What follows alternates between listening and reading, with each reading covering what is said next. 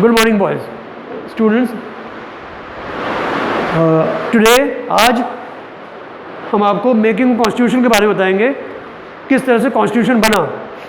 Chapter की शुरुआत में हमने आप देख रहे होंगे कि इसमें लिखा है कि साउथ अफ्रीका में कैसे अपार्थाइड को इरेडिकेट किया गया, हटाया गया, ख़त्म किया गया, कैसे नेल्सन मंडेला आए और कैसे नेल्सन मंडेला प्रेसिडेंटशिप का जो चेयर है उनको मिला, और फिर धीरे धीरे साउथ अफ्रीका कैसे एक डेमोक्रेटिक कंट्री बना। लेकिन आपके जो नया सिलेबस है उसमें से ये पोर्शन हटा दिया गया है।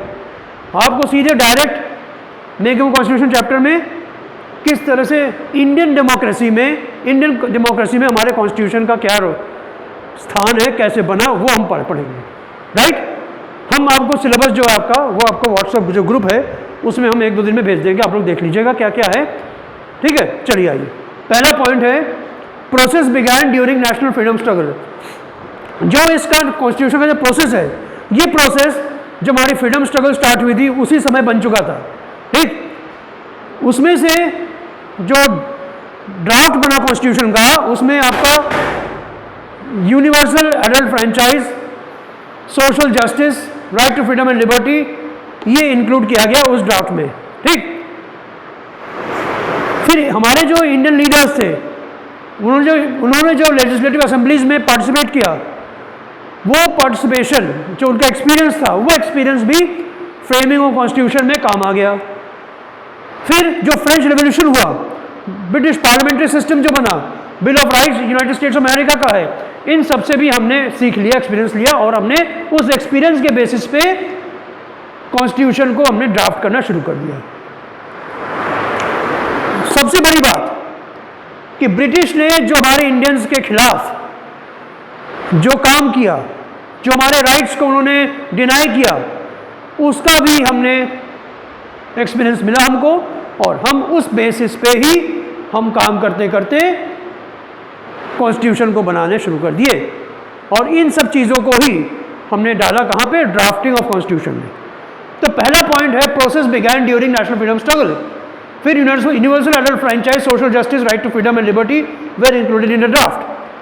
Participation of legislative assemblies helped Indians in framing the constitution.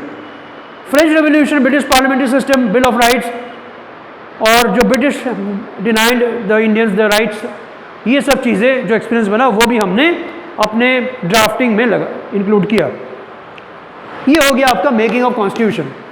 Next point आता है कॉन्स्टिट्यूएंट असेंबली। ये कॉन्स्टिट्यूएंट असेंबली क्या है? कॉन्स्टिट्यूएंट असेंबली में एक असेंबली है, एक ग्रुप ऑफ पीपल है हु ड्राफ्टेड द कॉन्स्टिट्यूशन। इसका इलेक्शन जो है जुलाई 1946 में हुआ। B.R. अम्बेडकर जी इसका चेयरमैन बने ऑफ द ड्राफ्टिंग कमिटी।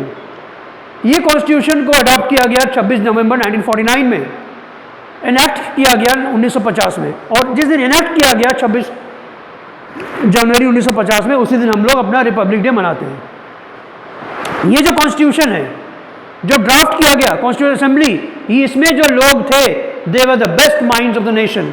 मतलब कि एक मिनी इंडिया वहाँ पे देखा गया कि हर कोई व्यक्ति, कोई उत्तर से चला आ रहा है, कोई पश्चिम चला रहा है, कोई पूर्व से चला रहा है, कोई दक्षिण चला रहा है, हर कोने से लोग आ रहे हैं, and they became the members of the constituent assembly. एक बात नोट करिएगा कि यहाँ से ही हमने अपना जो लोग है, रिप्रेजेंटेटिव्स है, उनको चुनना शुरू कर दिया, because these they were representatives from the mini India. ये हो गया आपको कॉन्स्टिट्यूएंट असेंबली। उसके बाद गाइडिंग वैल्यूज क्या क्या थे? महात्मा गांधी जी का जो विजन है ऑफ फ्री इंडिया, उसको हमने यहाँ इनकॉर्पोरेट किया। सबसे इंपॉर्टेंट था इनइक्वालिटी को हटाना, removal of inequality. Bhimrao Ambedkar ji supported this vision, लेकिन उनका जो विजन है it was a bit different from Mahatma Gandhi. Philosophy क्या था? Value inspired and guided for freedom struggle.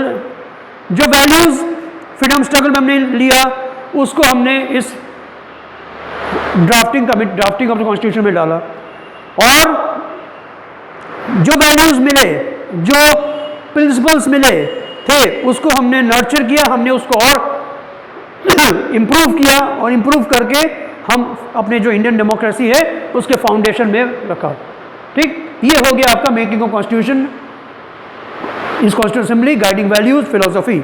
Next भी पार्ट ऑफ दिस वीडियो जो है वो आपका फंडामेंटल राइट्स में आएगा, वो इसके बाद आप देखिएगा। Thank you so much.